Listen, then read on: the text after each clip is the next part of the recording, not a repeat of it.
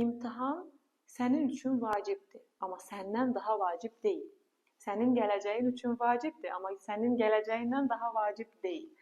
Və imtahanı düşünərkən İmtahanda onu nə gözləyəcəyini danışmaq lazımdır. Məsələn, çox zaman uşaq həyəcanlanır, narahat olur, kənar deyir ki, boş ver, bunu düşünmə.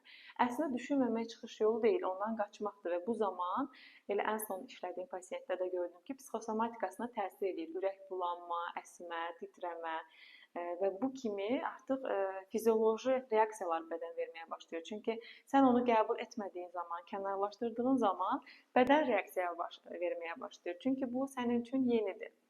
Və ən böyük səhvləri nədə edirik? İmtahan günü imtahana gedərkən imtahandan əvvəl adi günlərdə etmədiyimiz şeyləri edirik. Məsələn, normalda hər gün yemək yemir səhər yeməyi, amma imtahan günü yeyir. Bədən reaksiya verir. Axı bədənin alışdığı bir rejim var və o rejimlə davam etmək daha gözəl olar.